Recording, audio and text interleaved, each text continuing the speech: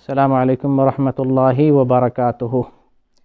اسقاط حمل یعنی بچے کو ضائع کرنا، حمل کو ساقط کرنا، یہ سماج میں عام ہوتا جا رہا ہے۔ معمولی سی مجبوری پر بچے کو گرا دیا جاتا ہے، چھوٹی سی تکلیف اور پریشانی ہوتی ہے اور عورت خود سے یا شوہر کے دباؤ کی وجہ سے یا لوگوں کے بہکاوے میں آ کر حمل ضائع کر دیتی ہے، یا ڈاکٹر مشورہ دیتا ہے کہ بچے کا گروتھ رک گیا ہے، اس کی عقل جو ہے کم ہے، یا وہ بچہ جب پیدا ہوگا تو معذور پیدا ہوگا، بچے کو گرا دینا بہتر ہے۔ تو ان ساری چیزوں کی بنیاد پر حمل کا اسقاط جو ہے بہت زیادہ عام ہوتا جا رہا ہے۔ یہاں پر آپ کے ساتھ جو ہے ایک واقعہ شیئر کرنا چاہتا ہوں جس میں لوگوں کے لیے، بہن بھائیوں کے لیے نصیحت ہے۔ اللہ کرے کہ یہ دوسروں کے اندر بھی تبدیلی کا ذریعہ اور سبب پیدا کرے۔ مجھ سے ایک بھائی نے، ایک دوست نے تقریباً 8-9 ماہ قبل ایک سوال کیا تھا جو آپ اسکرین پر دیکھ سکتے ہیں کہ بیوی کی طبیعت خراب ہو، اس کا بلڈ پریشر لو ہو اور اس کے کمر میں بہت زیادہ درد ہو اور وہ حمل سے ہو، 15 دن کا حمل ہو، تو کیا اس حمل کو ضائع کیا جا سکتا ہے؟ میں نے آج سے کئی ماہ قبل جو ہے اس سوال کا جواب آڈیو کی شکل میں وہ بھی مختصر جواب دیا تھا۔ آپ جواب کو بھی سماعت کر سکتے ہیں۔ السلام ورحمۃ اللہ وبرکاتہ۔ یہ حمل کا معاملہ بہت ہی حساس ہے اور حمل تو ساقط نہیں کروا سکتے الا کہ جان کا خطرہ ہو۔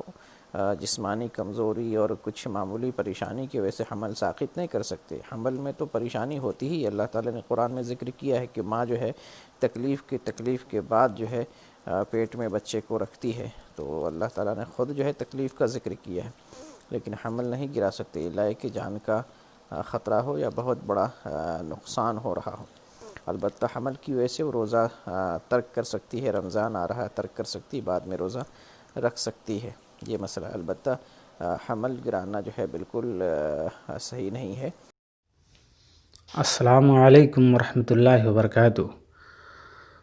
مقبول بھائی، اللہ تعالیٰ آپ کو خوش و خرم رکھے، اللہ تعالیٰ آپ کو صحت و تندرستی سے نوازے اور مزید دین کی خدمت کرنے کی توفیق دے۔ ہمیں بڑی خوشی ہوتی ہے مختلف موقعوں پر آپ کا لائیو دیکھ کر کے، کبھی خطبہ سن کے اور کبھی جو لکھتے ہیں اس کو پڑھنے کا موقع ملتا ہے۔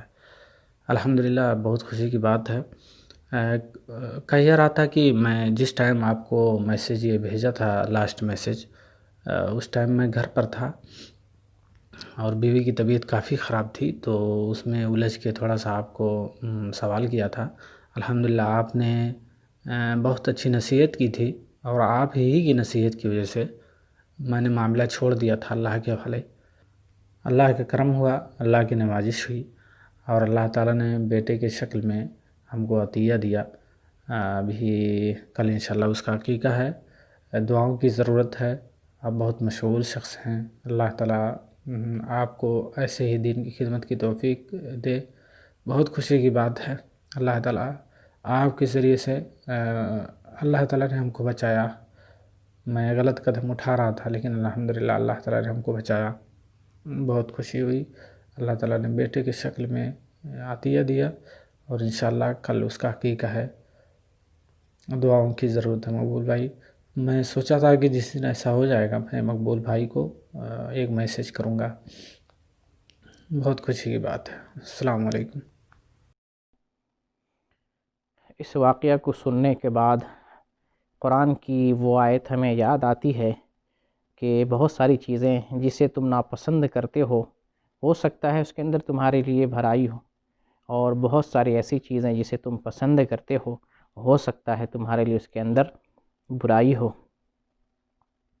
اللہ کی تقدیر کے سامنے ساری چیزیں ہیچ ہیں، اس لیے حمل کا جو مسئلہ ہے اللہ کے اوپر چھوڑ دینا چاہیے۔ اگر ہم بیوی سے ہم بستری کرتے ہیں اور حمل ٹھہر جاتا ہے تو اس کو اللہ کے حوالے چھوڑ دینا چاہیے، چاہے لڑکا پیدا ہو چاہے لڑکی پیدا ہو، اللہ پر بھروسہ کر لینا چاہیے۔ اللہ تعالیٰ نے جو ہمیں دینے کا ارادہ کیا ہے وہ ارادہ ہمارے حق میں بہتر ہے، اس لیے اللہ تعالیٰ جو چاہے گا وہ ہمیں عطا فرمائے گا۔ اللہ کے اس فیصلے پر ہمیں راضی ہونا چاہیے اور معمولی مصیبت پر، معمولی تکلیف پر یا کسی کے بہکاوے میں آ کر یا ڈاکٹر کے غلط مشورے کی بنیاد پر ہم بچے کو ضائع نہیں کریں۔ اللہ تعالیٰ مسلم بھائیوں کو اور مسلم بہنوں کو اس بات کی سمجھ عطا فرمائے، آمین۔